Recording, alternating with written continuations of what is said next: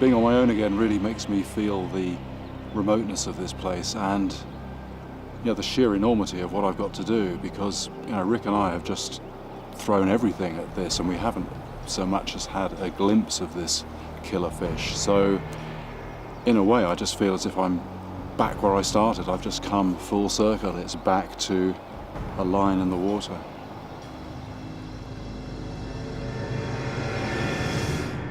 I have got to know this river. I've heard the horror stories, seen the evidence for myself.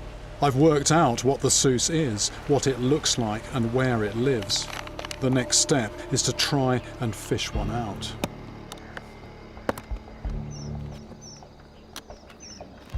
I have at least got a much clearer idea of what I'm dealing with now, but it's still a needle in a haystack.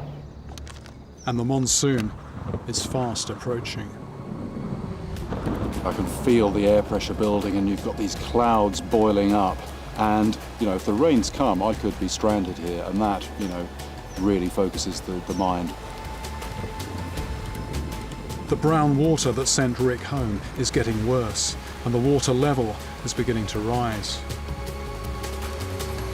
I've just got to get cracking. I've got to get a bait in the water in front of something, and it hasn't happened yet. There is still time, but the pressure is not just the atmospheric pressure, the pressure is building.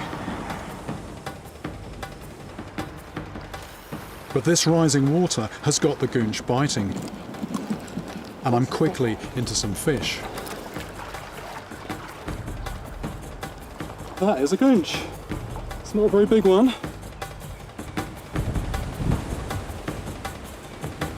Each catch gives me data on these fish, like how big their mouth is in relation to body size.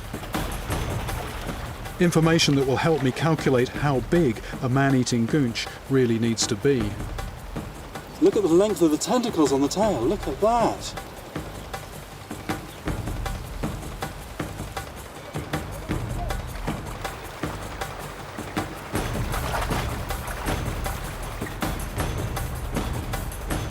Can you imagine that scaled up to about 3 times the length and grabbing you by the leg and dragging you under?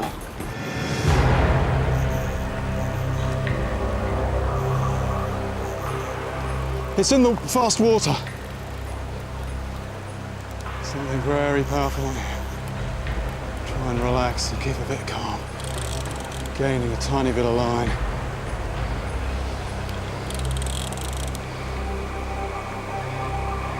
Right, the water is flowing this way now. I've got it into the water that's flowing this way.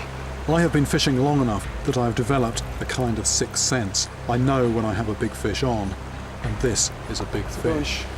It's Goonch, no, it's Goonch. There's a lot of line out and some very strong water the other side of it, so The big problem here is that if it gets out of this pool, I am never going to be able to pull this fish back up against this current. Very touch and go, very touch and go. And then it does exactly what I didn't want it to do. Either this fish is gone, or I've got to do something drastic. I'm gonna have to go for a swim. I don't know what I'm thinking, apart from being desperate not to lose this fish, regardless of my own safety.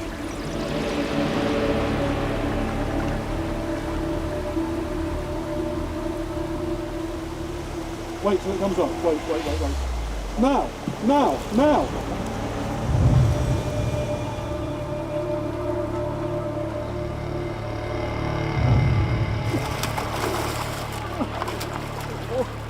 That is a serious sized Goonch.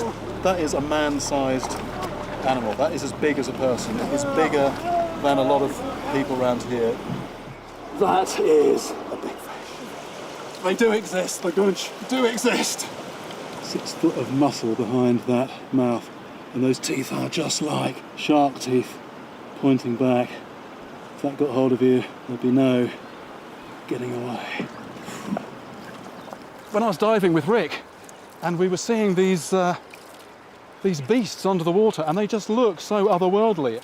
Is it a hallucination? Do these things really exist? And yes, the Goonch does exist.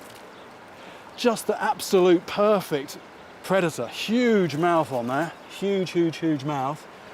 And if anything just comes down within range of that mouth, it's too late. I mean, big as this fish is, the fish that is taking people would be bigger than this. I mean, it wouldn't actually need to be more than a couple of feet longer, but that would really give it a bit more weight. I mean, it would probably weigh twice as much as this. And, you know, just the thought of that is quite terrifying. Okay, is it off the ground? Now, yes. Okay, 166, 161 pounds.